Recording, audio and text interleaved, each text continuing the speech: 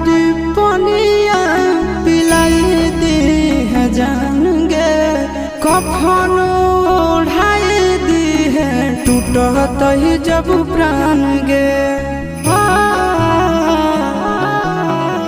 मरे घड़ी पनिया